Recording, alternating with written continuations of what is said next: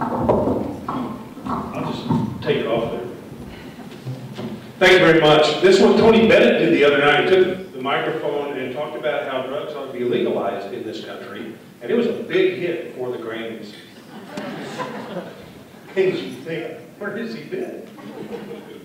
For those of you who are associate members, in keeping with the tradition of my office, in community and constituent services, big boxes, heart-shaped boxes of candy are on sale at CVS, down from about $34.95 or $39.95 for $20.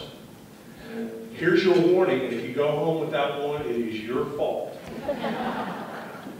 I went home with one last night. Now I'm probably going to mess up something before the end of the day, but I did the candy yesterday.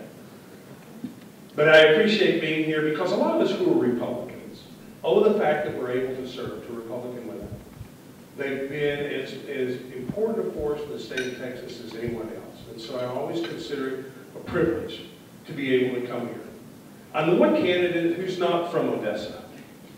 But I think if you talk to your local elected officials, be it the mayor or the county judge, the city attorney, city councilman, I think that they will tell you that I have represented this community like I grew up here and lived here.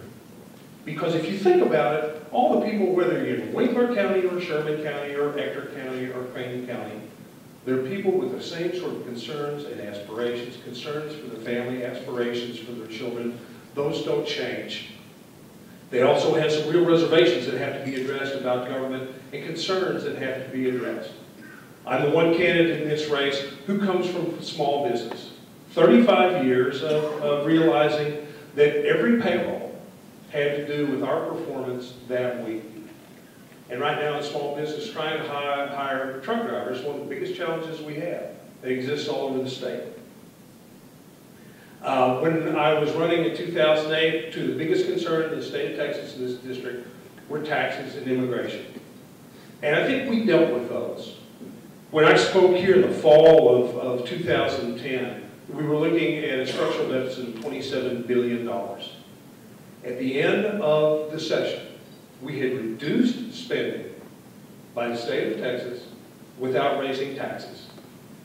Pretty much what taxpayers expected of us. Thank you. We strengthened landowner rights for things like eminent domain, which is very important because one of the most precious rights we have is the right to own land and property. And it's something that the government should be scrutinized very carefully before we take or use people's land and property. Water rights are now an ownership right. And I think that's a very important thing, but it doesn't address all the things about water. I love coming down here and talking about water because, in a way, Ector County is an example of all the situations that exist in the state of Texas. You've been the beneficiary of very, very good planning. You've got a good system a long time ago when you joined the Colorado Municipal Water District, one of the best planning organizations in the state of Texas, but still, it depends upon rainfall, which in West Texas can be very scarce. And so what do you all do? Continue to plan and look at things like desalination and well water and things like that. We're going to have water here for a long, long time because you all have bought into the planning process and the supply process, and it's been very, very productive. It will not be without challenges. It's not up to the state to tell you how to do it, even to tell you how you regulate it, because I'm a big supporter of local groundwater conservation districts, but to help you do that with things like our comprehensive statewide water plan and water infrastructure fund that's a rotating fund that will provide money for all the cities and communities, water districts in the state of Texas. We passed a voter ID measure as an emergency matter, which means that you have to have some proof that you're a citizen before you vote. Doesn't it seem odd that we have to talk about that in this day and age?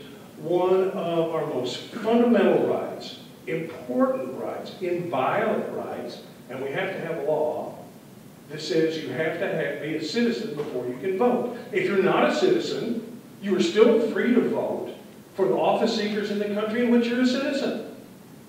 Just not this one.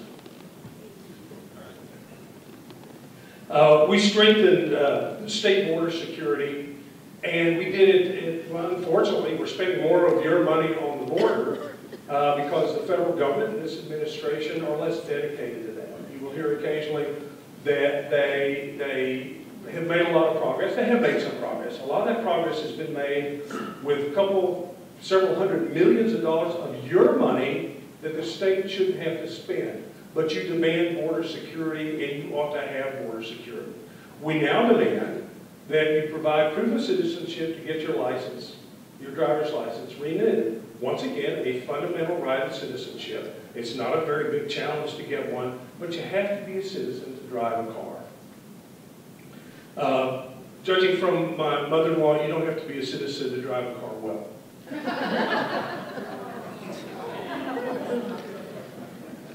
We sent a formal resolution to Congress, memorializing Congress and requesting they pass a balanced budget amendment. To me, it is the most fundamental responsibility of the government to manage money responsibly.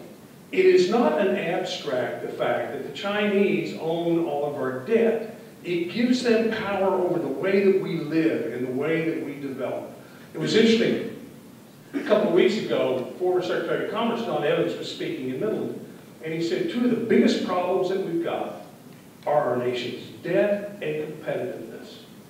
That if we abdicate our productivity and competitiveness in areas like manufacturing, we give our strength of a nation, as a nation, to other countries for whom manufacturing strength and industrial strength is what makes countries fundamentally strong. We restored more local control to school boards, which is to me, fundamentally important. Recently, in the Austin American statement, I was referred to as one of the real local control advocates in the legislature. It's natural. I'm the son of a school board member, and I served as a city councilman and a mayor, and I think local officials can make an awful lot of decisions all by themselves. You elect them, you can change them. We need to let them have that. So what we did with schools, we did the same thing with universities. We said, what in the way of mandates can we knock out and to make things easier on you? It's an ongoing process, and I think sometimes they weren't prepared exactly. We're working a lot. I was the co-author of the bill that did away with the tax test, which was costly, and it was troublesome, and it was convoluted. We've replaced it with a test that also is not perfect. It's better. I signed a letter yesterday to send the TEA, and there has been some discussion because that test now, which is based upon curriculum, is going to be 15% of the grade. And an awful lot of school districts said, we're not sure how we're going to implement that and how we're going to do it. The letter says to TEA, essentially, that went to them yesterday, let's wait a year to do that 15%. The schools and the kids are already making the transition to the new test. Let's get that behind us before we go further and make more demands. A couple of the things that we've worked on is to ask Congress not to renew No Child Left Behind. It is a tremendous burden on school districts, and is absolutely illogical in some areas when you talk about the demands that have been made on special education. I don't think anybody in the Obama administration has ever seen a dune sagebrush lizard. I think they know there's a tail on one end and a head on the other, and all of a sudden that justifies it being on the list of endangered species. I think it's really silly and non-productive. But if you're going to stand in Washington and say you're going to do things to make the energy industry more productive and try to implement some form of energy independence, and then you talk about reshaping the energy industry for this little lizard and not allowing a pipeline that's going to bring oil to this area and instead allow that oil to be sold to China, how is that going to make this country stronger? It's not. I have 1 minute left. I won't take the entire minute. Once again, I appreciate the opportunity and the privilege of representing you for the last almost 8 years.